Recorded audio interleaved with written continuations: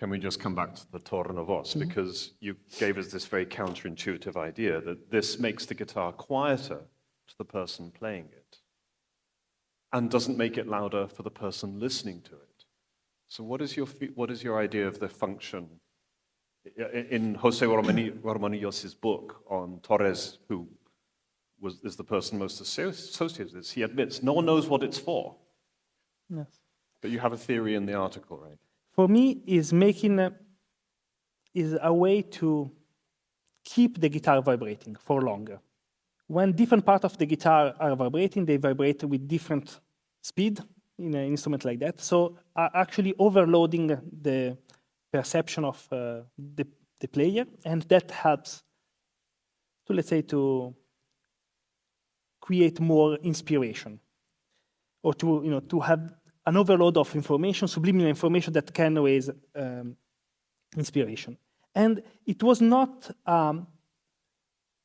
it seems like a very strange idea, but it was very common for a lot of musicians of the Arabic world that will influence the Spanish approach to sound. There is, for example, one Sufi musician in the beginning of the 20th century that was say that the vina, that is a pluck instrument used in India and also in the Arabic context, and said the vina that has some resonator similar to the Tornavoz is made to create a very soft sound, but to concentrate the vibration for meditation. So the idea is that they were making the instrument in this context not to make the sound louder, but to concentrate the vibration and make the player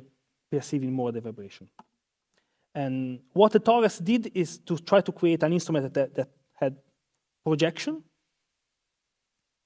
but also in some way continue to keep this idea that to give vibration to the performer.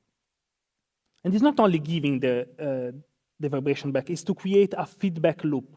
So the idea is that in the moment where I play and the guitar is vibrating and I'm receiving the vibration, then I can also giving back energy to the guitar and creating something that is making the connection with the sound and the connection with the fretboard continually influencing. So we have this, it seems like you're giving us a little bit of a paradox, because I'm sure most of us assume that the louder an instrument, the more it also vibrates. You're suggesting that there are situations in which an instrument can be, in a curious way, muted in a very, not just any way, but in a very particular way, and thereby gives more vibration, especially to the one playing it. Yes, it's the balance between the volume of the acoustic element and the how long the instrument vibrates. And when, let's say, this strong coupling with the player happens, so when you start to work better with the instrument, so you feel the vibration and you interact with the vibration, actually that also can create an effect in the projection, because there is more interaction, but it's not the object itself that is, let's say, louder. It's the interaction between the player that makes the system, the coupling system between the player and the instrument so interconnected that can have as a result a louder instrument. And yes, but this idea to have instruments that are not so loud and where you have more contact with the string and with the vibration of the instrument to compose or to be inspired is not something that is only in the Arabic world. Like the clavichord, for example, has the same idea. It's an instrument that was actually seen as the instrument for composing in some way, and has a little bit the same something we can discuss later. But the idea is that it's an instrument where you have the perception of, for example, creating the messa di voce, that is creating this idea of connecting more to what is in between the notes.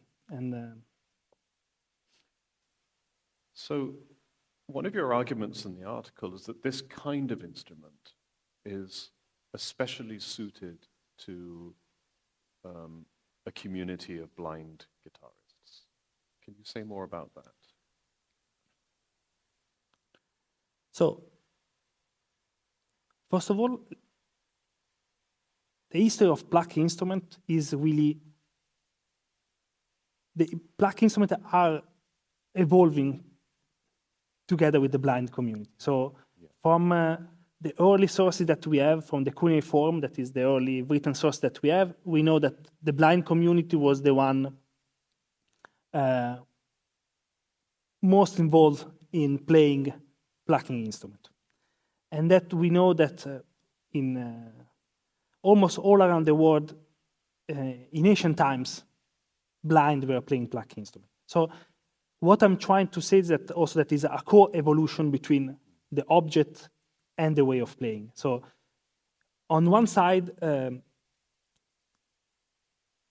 we know that more the instrument is not advanced and has to deal with a string that is really unpredictable, as the gut strings, more we need people that are able to control the functioning of the string. So people with more, let's say, tactile sensibility.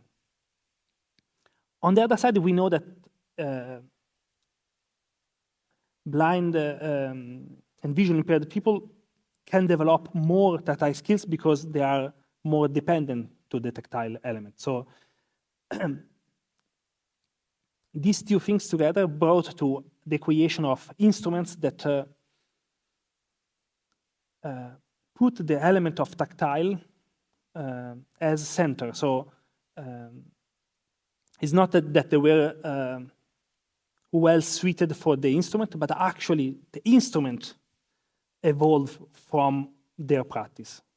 Yeah, or it's a kind of a symbiotic relationship yes. between the two.